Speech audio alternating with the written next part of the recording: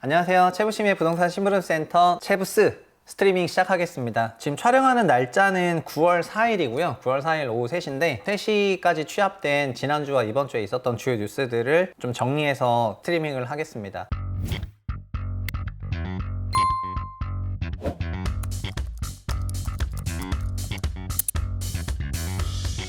그리고 기본적으로는 제가 네이버 프리미엄 컨텐츠 지금 화면 보시면은 이제 네프콘이라는 게 있는데 이번 주에도 네프콘이 주간 구독자 유입 순으로는 또 1등을 했습니다. 정말 제가 하나증권 애널리스트 하면서 1등 그 등수놀이에 굉장히 지금 심취해 있는데, 어쨌든 제가 고등학교 때 1등을 못 해봐가지고 평생에 한이어가지고 여기서 1등 하면서 그냥 기쁨을 느끼면서 사는 것 같습니다. 제 채널에서는 카테고리가 여러 개가 있는데 기본적으로 부동산 뉴스와 정책이 주간 스트리밍을 하는 내용이고요. 그리고 여기에는 아파트 적정가 관련해서 VOD도 다 올라와 있거든요. 이 VOD는 거의 2시간짜리 VOD인데 이게 8강까지 쭉 돼 있는 거니까 엄청나게 긴 건데, 원래는 몇십만 원씩 받고 교육 프로그램을 작년에 팔았었잖아요. 그거를 보시는 분이 조금 많았으면 좋겠다고 해가지고 구독으로 다 연 거니까 시간 되시면 한번 오시면 좋을 것 같습니다. 그리고 지난 주말에 네프콘의 마지막으로 강남 리포트가 또 나왔는데요. 저희 네프콘에서 그 강남 관련한 한 130장짜리 인덱스 레포트를 주고 있잖아요. 근데 그거를 소제목으로 쪼개가지고 그렇게 정리를 하고 있습니다. 그래서 강남권 한 20개 단지를 분석해가지고 서울 아파트 밸류에이션을 했거든요. 제가 이거를 하는 이유는 그런 겁니다. 지금 주식 시장에서는 개별 기업이라든가 개별 산업에 대한 밸류에이션을 하고 있는데, 아파트에서는 주택에서는 감정평가는 있는데 이런 시장 가격에 대한 그런 밸류에이션 방법론에 대한 얘기는 없다고 생각을 하고 있어가지고 이 감정평가와 구분된, 그러니까 어프레이저리랑 구분된 밸류에이션을 하고 있습니다. 주식도 밸류에이션이 있고 주식도 감정평가를 다 하거든요. 그러니까 우리나라 감정평가사들이 주식과 부동산 전부 시장 가액으로 평가를 할 수가 있습니다. 근데 그거랑 별개로 시장에서 그 가격이 미래 가격이 어떻게 될지 이런 거에 대해서는 밸류에이션을 할 수가 있는데, 그런 거를 제가 그 밸류에이션 방식을 만들어 가지고 이제 주택에 적용을 하고 있고, 그거를 서울 아파트에도 했고, 그다음에 신안산선 위주의 신안산선을 따라 가지고 그런 가치 변화가 일어나는 지역에 대해서도 했고요. 그런 거를 레포트를 다 올리고 있으니까, 이거를 예전에는 레포트 막 100장이 넘어가고 작업에 뭐 한두 달 이상이 걸리니까 이거를 좀 비싸게 책처럼 팔까 이런 생각을 했는데, 지금은 그냥 이 구독을 하시면은 전부 볼 수 있도록 다 열어놨거든요. 그러니까 네프콘에서 이런 내용들도 한번 보시면은 좋을 것 같습니다. 그래서 오늘 일단 전달해드릴 얘기를 바로 시작을 해볼게요. 오늘은 9월 위기설 그리고 신생아 특공, 이거에 대해서 얘기를 해보겠습니다. 특히 채부심 채널에서는 수도권 과밀이랑 그런 부분에 대해서 약간 부작용들 이런 거를 다루고 있는 게 또 이 채널의 주요 카테고리 중에 하나다 보니까 자연스럽게 출산율과 관련해서도 좀 공부를 할 수밖에 없는데요. 정부도 그래서 내년도 예산에 신생아 출산과 관련해서 여러 가지 예산 배정을 했는데, 그런 것들이 조금 화두가 되고 있는 것 같습니다. 그리고 지난 주말에 뜬금없이 청와대에서 9월 위기설이라는 얘기를 했거든요. 그 최상목 경제수석이 나와가지고 9월 위기설 없다 이러면서, 저는 위기설이 그냥 경제 위기설인 줄 알았는데, 또 9월 위기설 이후에 곧바로 나온 게 뭐냐면은 국토부에서 공급계획 내겠다 또 이런 얘기가 나오니까, 아니 9월 위기설이 주택공급 계획이랑 어떻게 이어지나 이런 얘기를 하면서 지금 정부 당국이 부동산 시장이라든가 경제를 어떻게 보고 있는지 그런 부분에 대해서 전달해 드리도록 하겠습니다. 첫 번째는 9월 위기설인데요. 주말을 일단 달궜습니다. 9월 위기설은 상반기부터 있었는데 그 9월에 위기가 온다고 하는 근거는 3가지 정도가 되는 것 같습니다. 첫 번째는 코로나 때 했던 중소기업이나 소상공인 대출의 만기가 더 연장되지 않는다. 자영업자들이 그래서 줄도산 나올 확률이 있다. 이거는 유튜브에서도 많이 다뤄지는 내용들입니다. 두 번째는 작년에 문제가 됐던 PF 부실대출 만기도 올해 8월 말이다. 그래서 건설사나 금융사 쪽에서도 뇌관이 터질 수가 있다. 이거는 작년에는 저도 이런 얘기를 했습니다. 그러니까 작년 9월부터 미분양이 늘었고, 미분양이 늘다 보니까 분양을 못하게 되면서 그 시행사들이 현금 흐름이 안 생기다 보니까 도산을 하게 되는 시점이 올해 9월부터 시작이 되는데, 이게 중간에 정부가 특례 PF론을 지금 돌리고 있잖아요. 특례 PF론을 돌리고 있고 만기를 무조건 연장해라 약간 이런 스탠스로 나가고 있기 때문에 어쨌든 이자를 내지 못하는 상황에도 불구하고 계속해서 생존하고 있습니다. 그러니까 이 부분에 대해서 완화가 되어 있는 상황이죠. 마지막으로 미국이 고금리를 유지하게 되면은 달러 강세가 일어나기 때문에, 그러면 자연스럽게 환율이 상승을 하면서 이런 것 때문에 외화 유출 압박이 있지 않냐 이런 생각이 있는 것 같고요. 그리고 원래 수출 환율이 높을 때는 수출이 잘 되니까 반도체나 자동차 이런 것들이 수출이 잘 돼야 되는데, 중국 때문에 지금 반도체 수출이 회복이 될 거라고 생각이 되지만은 중국 때문에 중국이 불경기 들어갔으니까 이거가 우리 불황을 조금 장기화할 수 있다 이런 우려가 있는 것 같습니다. 현재는 이게 제일 큰 것 같아요. 그러니까 중국이 지금 안 좋아진다 이런 얘기를 많이 하니까 반도체가 좀 살아나고 있었는데 그거를 못 받아들이기 시작을 하면서 우리가 조금 안 좋아지지 않겠느냐 이런 생각을 하는 것 같습니다. 그래서 이 세 가지 관련해서 위기설이 있는 것 같고 그 위기설을 청와대가 끌려고 노력을 한 거죠. 그런데 사실은 상반기에는 그러니까 그런 생각이었어요. 상반기에는 좀 안 좋고 하반기에는 좋아진다 이런 생각이었는데 하반기에 이런 위기가 있다고 하면은 상저하고가 아니라 상저하 더저 이렇게 되는 거잖아요. 이제 더 내려가는 거니까. 그러니까는 그런 부분 때문에 언론과 교감을 하면서 이런 얘기들을 하는 것 같습니다. 근데 시장에서는 9월 위기설을 그렇게 중요하게 생각하고 있지는 않았었거든요. 그러니까 전체적으로는 조금 소수 의견에 가까웠어요. 뭐 9월에 위기가 오겠어? 어쨌든 PF는 다 연장시켜버리고 또 소상공인 대출은 소상공인 부분에서 문제가 있는 건 맞지만은 그럼에도 불구하고 다른 지표들이 돌아서면은 전체 합산했을 때는 괜찮아지지 않겠냐 뭐 이런 생각이었고 반도체는 어쨌든 상반기엔 나락이었는데 하반기에는 AI에다가 HBM 테마에다가 이러면서 반도체 업황이 돌아서니까 지금 지표는 안 좋지만 내년에 좋아질 거 이러면서 긍정이 조금 있어서 9월에 위기가 올 거라는 그런 생각은 좀 소수 의견이었는데 그 소수 의견에 대해서 이렇게 전면적으로 반박에 나서니까 갑자기 이 소수 의견이 다수 의견이 돼버리는 그런 상황이 됐습니다. 그래서 최상목 수석이 9월 위기론을 부정을 했고 우려가 없다 이렇게 얘기를 했고요. 코로나 시기 소상공인 대출 경우 상환이 정상적으로 이루어지고 있다. 그래서 보면은 대출이 100조에서 76조로 줄었는데 만기가 다시 한 번 더 연장됐기 때문에 지금 별 문제 없다. 약간 이런 거고요. 그리고 PF 같은 경우에는 금융위 사이트를 보면은 계속 회의를 하고 있거든요. 그 회의를 보면은 전체적으로는 그런 겁니다. 만기를 계속해서 이연시키면서 이것도 뒤로 밀어놓겠다 이런 컨셉이거든요. 그래서 아직은 큰 위험이 관찰되지 않는 것 같다. 약간 이런 거고요. 마지막으로 중국의 경우에는 어느 정도 둔화가 있지만 중국이 성장률 5%라는 게 성장 5%는 아니고 성장 둔화인 거잖아요. 그러니까 그렇게 위기 상황까지는 아니기 때문에 우리가 그렇게 막 지금 위기가 올 것 같은 그런 상황은 아니다. 이런 식으로 디펜스를 했습니다. 9월 위기설에 대해서. 그래서 9월 위기설이라는 거는 진짜 주류하기보다는 이런 건데 제가 생각할 때 이게 유튜브에 위기설이 많거든요. 유튜브에 위기설이 조금 많아가지고 그냥 유튜브를 조금 많이 본 게 아닌가 이렇게 개인적으로 생각을 해보겠습니다. 근데 이 9월 위기선이 불똥이 어디로 튀었냐? 부동산 공급으로 튀었어요. 공급 대책 보겠습니다. 일단은 부동산 공급에 대한 얘기가 나오게 됩니다. 왜냐하면은 최근에 주택 인허가라든가 착공 실적이 급감을 하고 있는데 그거는 이제 제 다른 포스팅에도 올려놨는데 그걸 보면은 올해는 공급 물량이 확실히 감소를 하고 있긴 하거든요. 근데 민간 공급의 경우에는 작년에 너무 부동산 가격 하락세가 크다 보니까 또 금리도 오르고 공사비도 올라가기 때문에 지금 주택 사업을 하면은 현재 공사비로는 돈이 안 돼가지고 지금 착공을 제대로 못 하고 있는데요. 그래서 인허가 같은 경우에는 어느 정도 그 작년비 내려간 게 보시면 30% 정도 내려갔는데 인허가는 주택 공급의 사전 지표거든요. 이 정도 내려갔는데 착공 같은 경우에는 반토막으로 내려갔어요. 그러니까 인허가를 받아놓고 착공을 못하고 있는 사이트가 많다는 거가 되는 거거든요. 착공이 반토막으로 내려가니까 분양도 이제 반으로 내려갔습니다. 작년 대비. 그래서 분양도 반, 착공도 반이니까 주택 공급이 없다. 이런 상황이 되니까 지금 올해 분양이 없다면은 3년 후에 주택 공급 부족이 오지 않겠냐 이런 얘기가 나오면서 주택 공급 부족설이 나오게 되고 이 주택 공급 부족설이 자연스럽게 이 9월 위기에 연결이 돼가지고 쿠션치고 넘어오게 되더라고요.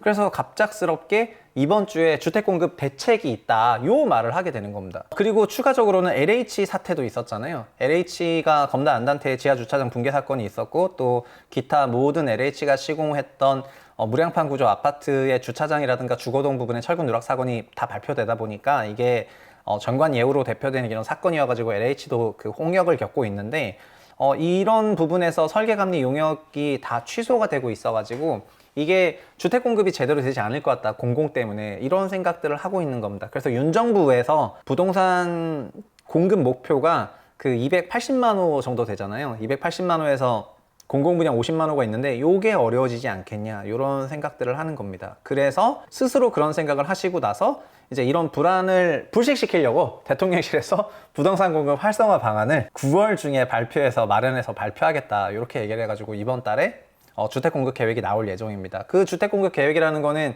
자연스럽게 공공분양 50만 호에 대한 그런 얘기가 될 것 같고요. 사실 지금의 전반적인 청와대 스탠스는 그런 것 같습니다. 9월 위기설이 결국에는 주택 공급 부족설로 연결되고, 주택 공급 부족하다고 하면은 주택 가격이 올라간다고 시장이 생각할 거기 때문에 이런 생각들이 시장의 가격 상승으로 이어지는 거라고 생각을 하는 것 같고요. 그렇게 주택 가격이 재상승하는 것이 소위 선거를 얼마 안 둔 지금 시점에서 그렇게 유리하지 않다고 생각을 하는 것 같습니다. 사실 부동산이라든가 경제는 정치랑 뗄래야 뗄 수가 없는 관계이고, 시장이 어떻게 보면 잠잠한 것이 서로에게 좋은데 이렇게 급등이라든가 급락하게 되면 현 정부 당국에서는 부담을 느낄 수밖에 없거든요. 그리고 지금 현 정부 여당을 이제 지지하는 쪽에서는 주택 가격의 안정을 바라고 있는 그런 마음도 있었잖아요. 작년 선거에서 보면은. 그런데 그런 상황인데 주택 가격이 다시 튀니까 이제 이게 확실히 부담이 된다고 느끼는 거죠. 그러면서 공공주택의 부족 현상이 나오면은 더 문제가 된다 이렇게 생각하니까 이런 거를 진화하기 위해서 이번 달에 공급 대책을 낸다고 하네요. 공교롭게도 사실 작년에 윤석열 정부에서 첫 번째로 냈었던 부동산 대책이 그 280만 호 주택 공급 계획이었습니다. 정부 출범 100일 안에 정책을 낸다고 했고, 그래서 99일 차에 정책을 냈었잖아요. 다 기억하시죠? 근데 그때 공급 대책을 냈었거든요. 그거에 대해서 어제 한 1년 정도 지났으니까 어떻게 업데이트 되는지 지켜보면 좋을 것 같고요. 그리고 지금 현재 시장의 공급 부족 얘기는 제가 생각할 때 약간 과대평가되어 있습니다. 인허가를 이제 받아놓은 것들이 이게 올해는 인허가가 늘어날 예정이거든요. 하반기 이후가 되면은 정비사업 중심으로. 그래서 아직 1월에서 7월까지만 됐는데 이게 상반기는 너무 얼어붙었기 때문에 지금부터 인허가가 다시 늘어나고 있다는 거를 반영한다면 연간으로는 지켜봐야 될 것 같고요. 그리고 분양도 상반기가 너무 얼어붙어 있다 보니까 상반기 분양을 못하고 하반기에 지금 밀어내서 분양을 하고 있는데 9월에만 3만 5천 가구 분양을 하거든요. 그러면 하반기에만 거의 3만 계속 분양하게 되면은 20만 가까운 분양을 하게 되는 거기 때문에 상반기 데이터만 놓고 보면은 굉장히 박살나서 보이지만 하반기 보면은 그만큼은 아니거든요. 그래서 공급이 부족하다는 거는 과잉 해석이 되어 있다고 저는 그냥 생각을 하고 있고요. 그래서 너무 공급 부족설에 예민하게 접근하실 필요는 없다 이렇게 생각을 합니다. 근데 이제 공급을 중요하게 생각하면서 정부가 공급이 부족하다고 생각하는 게 LH랑 연결되니까 자연스럽게 공공주택인데, 네, 공공주택에 대해서 또 어떻게 나오냐면 또 정반대로 나와요. 무슨 얘기냐면은 정부가 분양을 중심으로 공급 계획을 세우다 보니까 임대주택에 대해서 공급이 굉장히 감소하고 있다는 그런 평가가 지금 현재 많습니다. 이 평가가 왜 나왔냐면은 올해에 대해서 예산을 배정을 할 때 올해 임대 예산을 엄청나게 감소를 했거든요.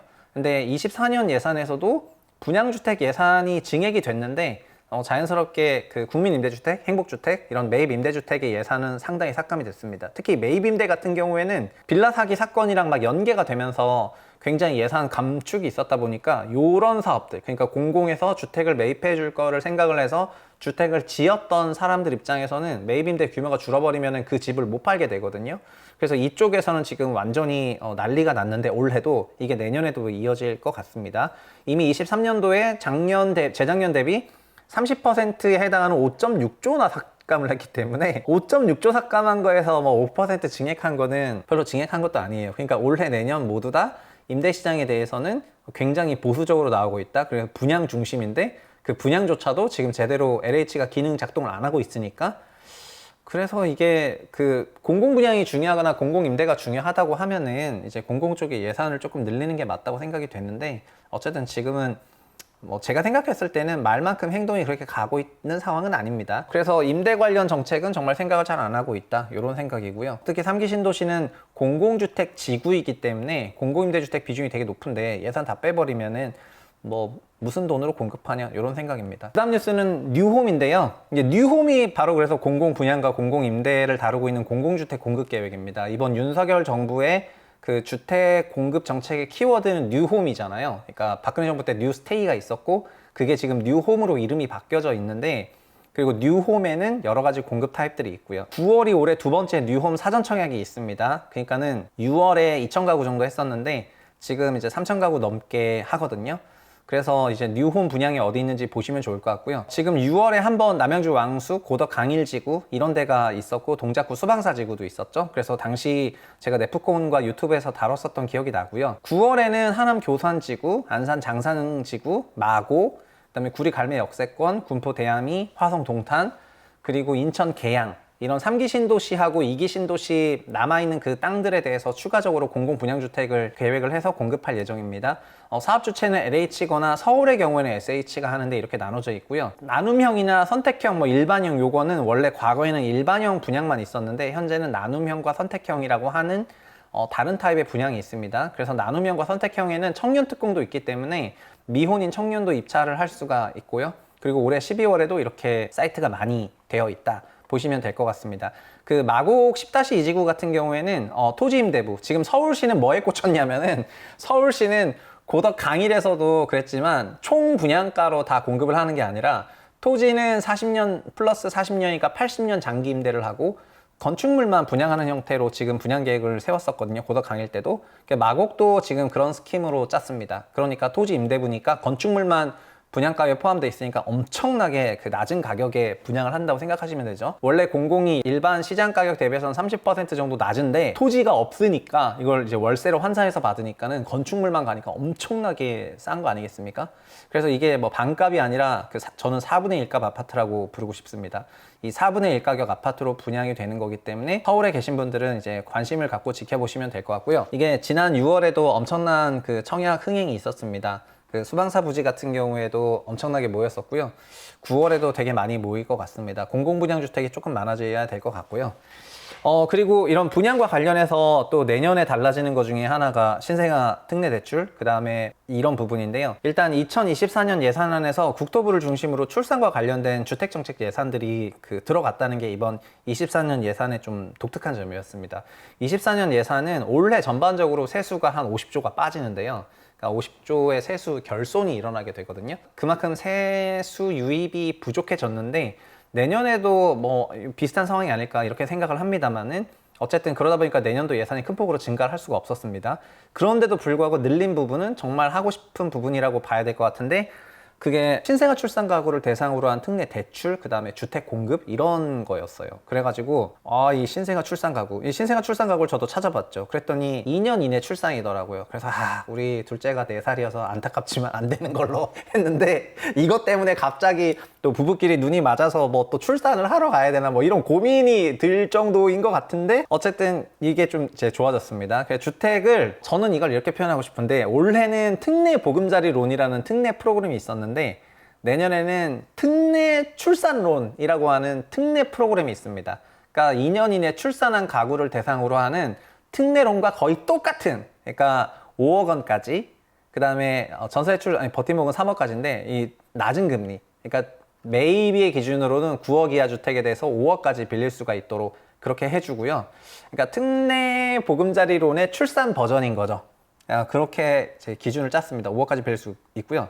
그리고 소득도 보시면은 1억 3천만 원까지 올라갔거든요. 그러니까 종전에 8,500이었는데 소득이 1억 3천까지 올라갔어요. 그러면은 이건 진짜 많이 올라간 거예요. 8,500에서 보통 우리나라가 올렸을 때는 뭐 9,500만 원 이렇게 올렸는데 맞벌이 기준 1억 3천 이하면은 물론 이거보다 더 고소득인 가구들도 있겠지만 1억 3천 이내인 가구들이 어쨌든 훨씬 더 많을 거기 때문에 이들에게 출산을 했다면은 특례 출산론을 통해 가지고 주택을 구입할 수 있도록 그렇게 예산을 배정을 했습니다. 금리도 낮죠. 금리도 2%대 금리니까요. 지금 시장금리가 4.5% 정도 된다고 하면은 상당히 낮은 금리라고 보면 될 것 같거든요. 그래서 저는 이걸 딱 보고 나서 이제 그런 생각을 했습니다. 또 어느 힘 있는 자녀의 합산 부부 소득이 1억 2,900만 원인가 보다. 그래서 이제 1억 3천만 원에 근거가 없어. 그래서 그냥 어디 1억 3천만 원으로 그냥 갑자기 했지 이런 생각 했는데 누군가는 1억 3천 조금 안 되니까 이제 이 가격으로 하지 않았냐 이렇게 했고요. 그래서 지금 사실은 위장 미혼이라고 불려가지고 결혼을 했는데, 그러니까 사실혼 관계시죠. 결혼을 했는데 결혼을 했음에도 불구하고 아직 혼인신고 안 하는 그런 가구들이 굉장히 많거든요. 그런데 이런 부부들이 결혼을 안 하고 한 여러 가지 이유들 중에 하나가 나 홀로 가구일 때보다 신혼부부로 합쳤을 때 소득이 곱하기 2로 늘어나는 게 아니라 1, 2천만 원 올라가는 데 불과했기 때문에 디딤돌 대출이나 다른 걸 받을 때 불편해서 이것 때문에 그 혼인신고를 안 한 케이스가 굉장히 많았는데 그거를 양지로, 소위 음지에 있는 미혼을 양지로 끌어올리는 그런 효과를 보기 위해서 1억 3천으로 이제 소득 기준을 확 올린 것 같습니다. 그렇게 되면 내년에는 확실히 혼인 신고 건수가 올해보다는 많이 올라오지 않겠냐 이런 생각이고요. 뭐 그렇게 생각을 하고 있습니다. 지금 신혼부부들이 혼인신고를 기피하게 되는 요인 중에 하나가 그 청약에서도 조금 불편하다 약간 이런 거거든요. 그래서 도시근로자 월평균 소득의 100%인데 기혼을 하면 140%니까 이게 200%가 안 되는 거거든요.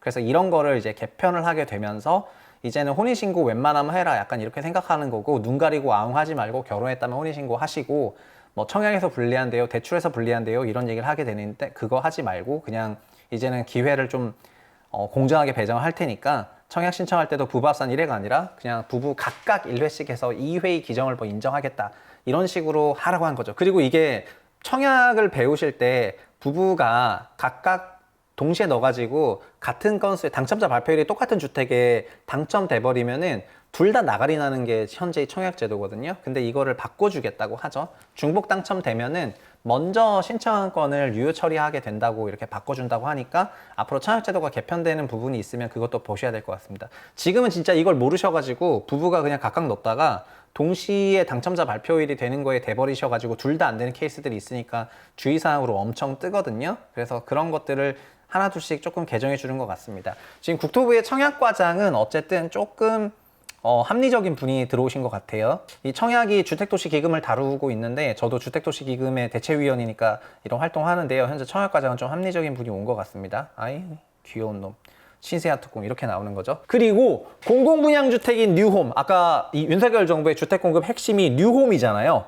이 뉴홈에 이 신생아 특별공급이 그 신설이 됩니다. 그러니까 이게 참, 이걸 보면서 참 그 청약이라는 거가 진짜 시대상을 많이 반영한다 이렇게 생각을 하고 있는데, 지금은 출산율이 너무 낮아지니까 자연스럽게 신생아 특별공급을 했습니다. 그러니까 과거에는 출산율이 적은 정도가 다자녀냐 아니냐, 그러니까 2명까지는 뭐 낳는 것 같다 이런 거였는데, 지금 1명도 낳을까 말까 하다 보니까 이제 아예 신생아 특공을 만들어 가지고 이걸로 3만 호 이상의 물량을 특공으로 공급하겠다는 그런 계획을 세웠고요. 공급 대책 나오면은 어떻게 나올지 자세하게 나올 것 같습니다. 그래서 입주자 모집 공고일로부터 2년 이내에 임신이나 출산했다는 사실을 증명을 해야지 되거든요. 그래서 진짜 이게 아이의 생일이 정말 너무나 중요해졌습니다. 입주자 모집 공고일에 맞춰서 얘를 낳아야 돼. 그래서 스케줄 관리를 잘 하시길 바라겠습니다. 통상 주택 공급은 봄과 가을에 많거든요. 그래서 봄과 가을에 많기 때문에 이거 정말 스케줄 관리 잘 하셔야지 될 것 같습니다. 기본적으로는 어쨌든 임신 출산하면은 그 혼인 여부와 관계없이 특공 자격을 준다고 하니까 이런 부분도 되게 달라진 부분인 것 같고요. 민간 분양에서도 출산 가구에게 우선 공급 물량을 또 배정한다고 하거든요. 그래서 이런 것들이 주택 공급에 관한 규칙들이 바뀌어서 나오게 되는데, 바뀌고 나서 공급하는 주택부터 여기 적용이 되거든요. 근데 이번에 9월 달에 뉴홈 공급이 있잖아요. 9월에 그래서 뉴홈 공급이 있는데, 지금 9월 달에 주택 공급 계획을 수립하기로 했고, 그 다음에 주택 공급에 관한 규칙을 개정을 하고 나서 그 다음에 뉴홈 주택 공급을 하지 않겠냐 이렇게 생각을 하고 있어가지고, 이게 지금 굉장히 요즘 얘기다 이렇게 말씀을 드리겠습니다. 다만 이제 그렇게 빠지면은 그 신생아 특공 물량이 배정이 되게 되면은 다른 부분이 빠지게 되거든요. 그래서 생초랑 신혼이 빠지게 될 것 같은데, 저는 생애 최초랑 신혼이 중복이 많기 때문에 그냥 어느 정도는 뺄 물량이 있다고 생각을 합니다. 특히 생초 같은 경우에 신혼이랑 같이 엮이는 경우가 많아요. 그래서 이런 그 부분을 출산으로 조금 뺄 것 같고요. 근데 다만 청약제도는 결국 제로섬 게임이라는 생각들을 하시니까, 이렇게 고치면 또 저렇게 싫어하고, 추첨제를 놓치면 또 가점 많으신 분이 싫어하고, 가점을 높이면 추첨 많으신 분이 싫어하고, 이런 게 있거든요. 굉장히 제로섬 게임으로 가는데, 다만 이런 청약제도가 시대상을 반영하면서 제도가 계속 바뀌어왔기 때문에 올해 출산율이 너무 낮아진 거, 그런 것 때문에 이런 특공이 생겼다고 생각하시면 좋을 것 같습니다. 그리고 LH 관련인데요. 일단 LH는 부실 시공 때문에 전반적으로 굉장히 뒤숭숭한 것 같습니다. 특히 이 LH는 정말 비리가 많은 그런 공공기관으로 많이 알려져 있어요. 왜냐하면은 개발 관련한 정보를 너무나 많이 알고 있기 때문에 선행매매 아니면은 내부 정보 활용한 그런 내부 정보로 그 자기 수익을 편취하는 이런 행위가 많이 발생을 하거든요. 그래서 대법에서도 얼마 전에 그 내부 정보를 활용해서 땅 투기를 한 LH 전 직원에게 징역형을 선고를 했습니다. 2017년에 광명시흥 도시개발 관련, 이게 보금자리 주택 지구거든요. 보금자리 주택 지구이면서 동시에 3기 신도시 공공주택 지구인데, 이 정보를 이용해서 매부랑 지인이랑 해가지고 광명시 노원사동 일대 필지 1만 제곱미터, 1.7만 제곱미터를 25억에 매입을 한 거죠. 그래서 이게 토지 가격이 광명시흥 신도시로 지정됐고요. 이거 기억하시겠지만 2020년 정도에 지정이 됐잖아요. 지정이 되면서 토지 가격이 4배가 뛰어가지고 100억이 됐죠. 그래서 이게 업무상 비밀을 이용해서 투기를 한 것 때문에 원심 인용 이제 이거 선고를 확정을 했습니다. 사실 부동산은 이런 인맥 부동산이랑 그 윤리적인 컴플라이언스가 안 지켜지는 게 너무 많아요. 그냥 정말로 이거는 법원까지 가가지고 선고를 받은 건데 이만한 규모는 아니어도 뭐 내부 정보를 활용해 가지고 부동산의 선행 매매를 하면서 그거를 실력으로 그 포장하는 사람들이 부동산 씬에도 많이 있습니다. 그러니까는 누구한테 들어서 어디가 개발될지 그러니까 답지를 보고 투자를 하는데 어떻게 문제를 틀릴 수가 있죠? 그래서 그거를 막 실력인 것처럼 되게 포장하고 이런 게 굉장히 많이 있습니다. 막 일반적으로 막 상가 강의하는 분들 중에서도 상가 강의를 하면 어느 상권이 뜨는지 아는 거는 뭐 편의점 매출 같은 걸 보면 알 수 있는데 편의점 매출 데이터를 어떻게 딱 구해가지고 그 데이터 보면서 어느 상권이 뜨고 있다. 아니, 그러니까 답지를 다 보고 어느 상권이 뜨고 있다고 말을 하는데 그걸 어떻게 틀리겠어요? 근데 그런 거를 이제 막 버젓이 강의하고 이런 것들이 진짜 굉장히 많이 있거든요. 그래서 어떻게 보면은 기존 아파트 시장을 사고팔고 하시는 분들이 이 부동산 씬에서는 상장 주식 증권을 거래하시는 분들처럼 그냥 가장 순진하신 분들이고요.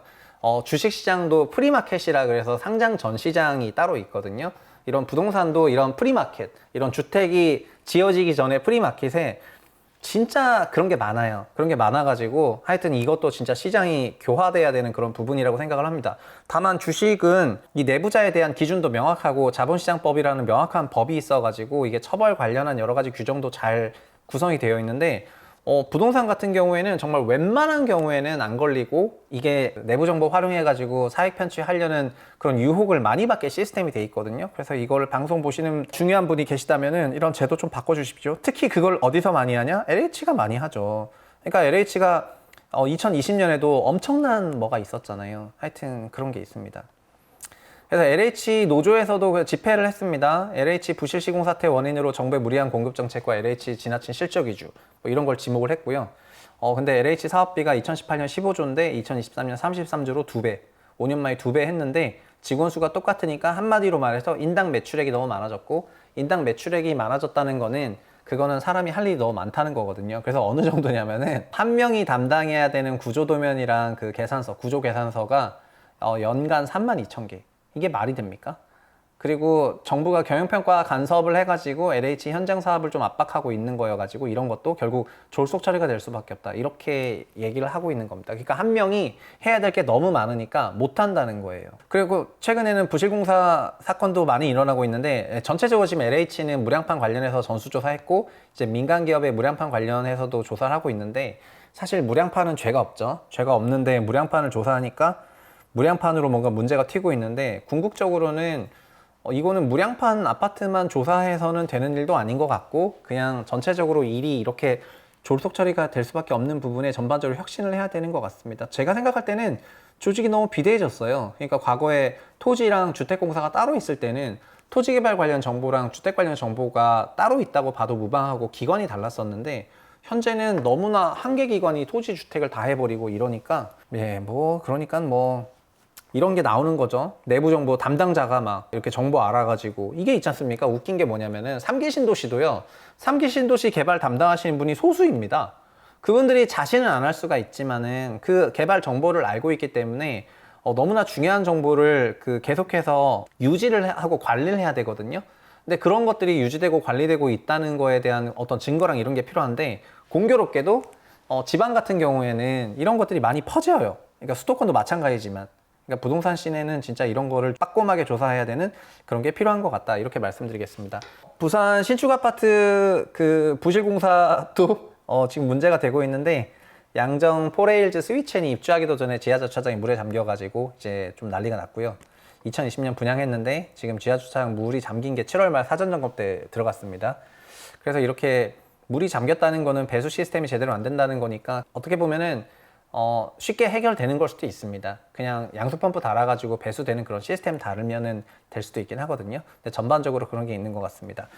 그리고 오늘이 그 서희초 교사 49제 날인데요. 그래서 그 서희초등학교는 이제 오늘 휴교를 했습니다. 휴교를 했고, 그리고 지난 주말에 전국 교원들 30만 명이 공교육 멈춤의 날로 지정을 하고 이제 이렇게 병가를 신청하고 집회에 참석하는 식으로 막 오고 있거든요.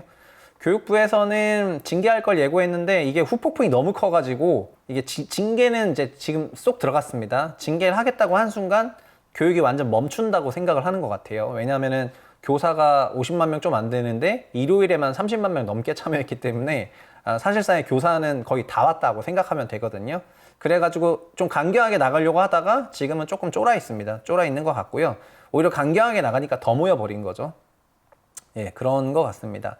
그래서 9월 2일에 진짜 많이 모였어요. 많이 모였고요. 지금 이거 관련해서는 제가 또 분석왕에서 다뤄볼까 하거든요. 사실 부동산 문제라는 거는 교육 문제의 한 어떤 파트이기도 해요. 또 교육 문제가 부동산 문제의 어떤 한 부분이기도 하고, 지금 이 교육과 관련해서는 약간 군비 경쟁이랑 좀 비슷한 게 있는데, 앞집이 어느 학원 보내니까 이제 우리도 어디를 보내고, 저기서 뭘 해야 되니까 우리를 뭘 해야 되고 막 이런 게 있는데, 그런 부분을 넘어가지고 결국 부동산 교육 문제가 지방에 있는 대학교의 학력, 그 다음에 일자리, 부동산 관련 입지, 제가 교교 편자라고 말하는 그 입지 가치의 교육이 중요한 코어를 차지하고 있잖아요. 그래서 그런 것들이 왜 나왔고 이런 거를 다 좀 다루려면 교육을 조금 다뤄야 될 것 같아가지고 분석왕에서 정리를 해볼까 합니다. 그래서 오늘은 이 정도로 준비를 했고요. 자료들은 전체적으로 한번 보시면 좋을 것 같고, 그리고 이번 주말에 제가 지난주에 했던 영상 중에 저평가 집 관련해가지고, 그러니까 이 집만이 저평가된 건 아닌데 댓글을 보면 조금 오해를 한 것 같은데, 저는 큰 집이 대형 평수인데 가격이 싼 집이면은 가성비가 훌륭하다고 생각을 합니다. 면적은 뭐 거짓말 하지 않으니까요. 면적은 그러니까 남자로 치면은 키 아니면은 뭐 외모 이런 거랑 같은 겁니다. 그래서 그 피지컬입니다. 피지컬. 면적이야말로 피지컬이어가지고 피지컬 좋은 거는 사실입니다. 다만 뭐 성격이라던가 뭐 그런 게 좋냐, 이제 그런 건 이제 또 다른 얘기로 가야 되겠지만은, 어쨌든 면적이 넓은 집이 그 주는 가치가 큰데, 그거와 관련해서 여러 단지들을 담았거든요. 그리고 1인 가구, 2인 가구, 3인 가구, 4인 가구가 적합한 면적 비중을 담았고요. 이거는 미래에 이렇게 된다는 겁니다. 우리가 인당 7평에서부터 10평까지 올라왔는데, 미래에는 인당 13평으로 면적이 올라갈 것 같다라고 이제 보고 있고, 다른 나라들은 벌써 13평이거나 17평, 20평 이렇거든요. 그러니까는 이런 면적들이 점점 올라간다고 생각하시고, 사람 숫자에다가 정수를 곱해서 면적을 곱하시면 그런 내용이 나오는 거니까 요 포스팅이라든가 유튜브를 한번 보시면은 좋을 것 같습니다. 오늘은 요 정도로 전달을 하겠고요. 9월 달에 중요하게 생각할 거는 그래서 결국은 공급 대책인 것 같고요. 그 공급 대책에서 작년에 말했던 공공분양 공공임대 관련 대책이 어떻게 조금 바뀌는지, 그리고 그런 9월에 또 뉴홈 공급이 있으니까 그걸 우리가 어떻게 준비하면 되는지, 이런 것들이 9월 달에 제일 중요한 내용일 것 같습니다. 그리고 매크로 관련해서는 어쨌든 9월에 FMC가 있는데, 그 FMC 전까지는 소위 매크로 공백 상태가 되거든요. 그래서 이번 FMC도 하게 되면은 거기서 이제 부동산 얘기들이 나오게 된다면은, 그런 부동산 얘기들은 좀 자세하게 짚어가지고 해석을 해 드리려고 하고요. 뭐 전반적인 부분보다 부동산에 조금 집중해서 그렇게 좀 해석을 해드리려고 하고, 그렇게 계속해서 거시경제랑 매크로 지표랑 한국 뭐 부동산 정책이랑 시장에 대해서 설명드리는 그런 시간을 갖도록 하겠습니다. 또 자세한 내용은 또 네프콘에 그 본 글이 올라와 있고, 다른 링크들도 다 보실 수가 있으니까, 뭐 VOD도 있어요 심지어. 그러니까 네프콘도 한번 찾아와 주시면 좋겠고요. 유튜브 구독자분들 이번 한 주도 좋은 시간 보내시길 바라겠고요. 또 다음 주에 찾아뵙도록 하겠습니다. 감사합니다.